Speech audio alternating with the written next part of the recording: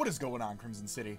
My name is Crimson CBAD, and in this video, guys, I'm going to be bringing you our Week 10 battle going up against Coach Chance the God and the Camden Ursarings. If you guys are excited for this, be sure to leave a like on the video. Go show some love to Chance in the description of this video, as well as make sure you guys check out the team builder so you guys know what I'm bringing and why I'm bringing it. Unfortunately, I could not bring you this battle today on Wi-Fi for whatever reason, and of course, it's during the time when I'm prepping to go to PAX West. By the way, hi from Seattle. It disconnects every time. It disconnected 2 or 3 times in between, but I always record locally when I'm doing post-coms, just in case something does happen like that and we're able to get a good recollection of what happened. So because of that, we were able to replay this for you guys on Showdown and get up to the part, but no hacks needed to be recreated, no crits, no high rolls, no low rolls, no misses. So very fortunate on that end, and I do want to say a very big thank you to Chance for the patience that he had with me in doing this. I would have told him, if it were anybody else, I'd have been frustrated. I'd have been like, I'm on a schedule. He's very, very relaxed guy, very easygoing. Thank you so much again for the battle. Thank you for being as easygoing as you were in getting this matchup. Looking at his team, Starmie, Zardex, Gastrodon, Ambipom, Wheezing, and Jolteon. First thing I see, he has no rocker. Bet.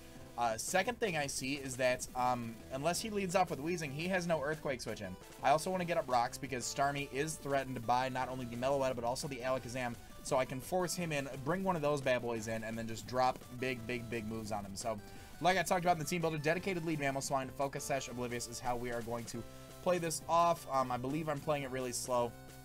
I'll switch to normal. He leads off with Charizard, and I'm like, well, you have to Mega Evolve first turn, so I'm just going to go straight for the Earthquake. He goes for the Flame Charge, and in the first few renditions of this battle, it did not go this smoothly. Earthquake does kill almost every single time unless he has HP investment, but because I have Ice Shard, I am able to go for the EQ into Ice Shard to make sure he knocks it out. Brings in the Gastrodon. I'm like, you know what? I don't really need Rocks up now. The Charizard's gone, so I'm going to go for Knockoff. I don't want Leftovers. I don't want Rocky Helmet on this thing. I want nothing on it. This thing is a wall. I want to get rid of it. Goes for the Scald. Ray Romano goes down. Next up here, I'm going to pause it really quickly. I'm going to go into Scissor just because I don't mind a burn. I can Toxic this bad boy. I can U-turn out very safely. Nothing on his team has the potential outside of HP Fire, Starmie, or Jolteon to OHKO me at this time. So I'm going to go into Scissor here. I'm going to go for the Toxic, actually. As he decides, I'm going to switch it back to slow. I'm going to go for the Toxic. I miss. Obviously, you can't Toxic a Wheezing, which is unfortunate. I'm just going to U-turn out of there. I don't want to get burned. I know this thing gets access to Flamethrower and Fire Blast. I don't want to take either of those.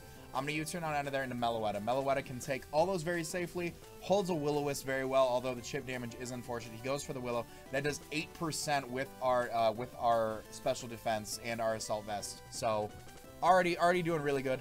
This thing could be fearing a Psychic, but I'm just going to go straight up for a Charge Beam. The Starmie does switch in very nicely to a Psychic, but it does not switch in to a Charge Beam very well. I do just under half, but with that special attack boost, even after the leftovers that you'll see the Starmie get, I will be able to 2-hit KO this thing with a Charge Beam. Getting rid of, although I don't have the potential for hazards, getting rid of a huge threat to our Zygarde should it carry Ice Beam on it. We are able to get this thing out of there. Crit did not matter, obviously, because of that special attack boost. So this is another threat. Once I get the Gastrodon out, because I don't know if it has Ice Beam, Zygarde has a field day setting up all over that Wheezing. He goes into Super Duper Kyle, the Ambipom here, and I don't want to take a U-turn. I don't want to take a knockoff. I could totally, depending on his spread, if he's just a jolly, like, regular set Life Orb, I could take a knockoff, maybe an OHKO it, but he goes for knockoff. That does huge damage. Huge damage. And I'm like, all right.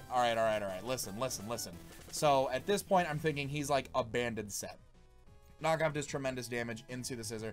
I'm just going to Roost because the damage I confirmed to either be Banded or Scarfed. I couldn't tell if he was Adamant Jolly or Scarf Adamant.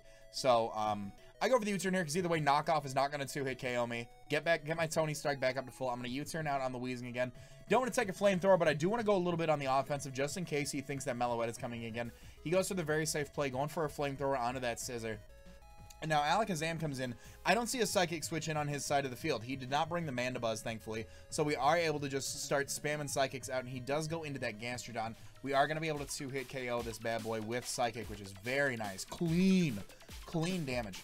I'm still fearing that Ambipom. I don't know what kind of set it is. With the proper coverage and with the proper attacks, depending on how he plays. Ambipom can still be good. We do have a 5-3 lead. Ambipom can still hurt us. Goes out into Jolteon. Jolteon does outspeed us. It does have that base 130 speed stat. We're going to switch out. I'm anticipating I can eat a Volt Switch. I'm anticipating a Shadow Ball. So he does go for the Shadow Ball right here. Thankfully, we are immune. Normal Psychic. Bada bing, bada boom. And we can eat the Gigavolt Havoc, the Thunder, the Thunderbolt, the Volt Switch, whatever he wants to go for. Jolteon being one of his offensive Z captains here. Goes for the Volt Switch, does about 16%. I was considering going for a Charge Beam here to get the special attack boost, but I was like, in case he stays in and goes for that Gigavolt Havoc, I do want to get as much damage off, so I go for the Hyper Voice.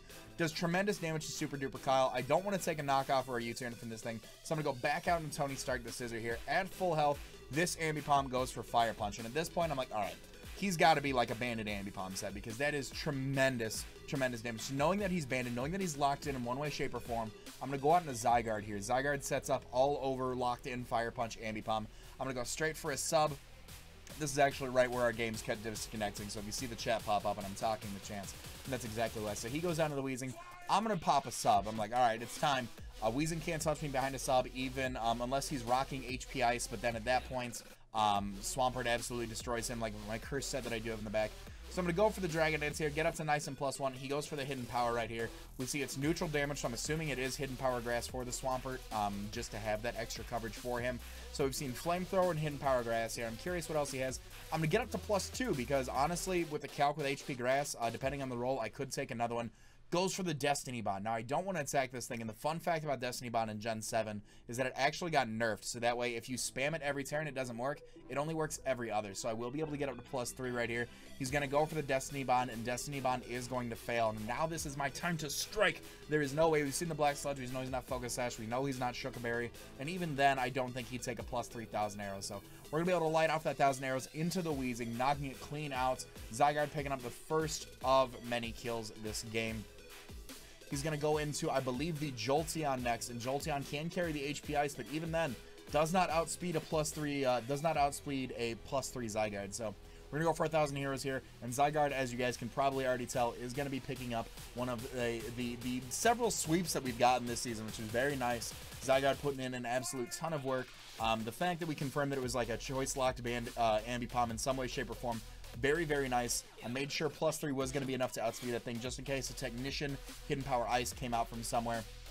But Stepfather is going to be able to pick up the remaining 3 KOs, bringing your Detroit Steel Wings to a 5-5 total with a +3 differential. I'm so excited to be picking up this win. I'm so excited we were finally able to use Stepfather the way we wanted to. Again, GG to Chance. Go show him some love. Go thank him for the courteous being that he is, for allowing me such patience and trying to get this game together. It took us about an hour and a half to almost 2 hours to get this game together for you guys. So thank you again so much. I hope you have enjoyed, and if you have, be sure to leave a like on this video. Next week is week 11, and we are going up against my boy John, aka Pokemon, and the New Orleans Pelipers. Hope you guys are ready for that. Make sure you are subscribed so you don't miss out. I want to remind you guys, as always, to be great and do great. I'm gonna let this outro bang, and we'll talk to you all soon. Later.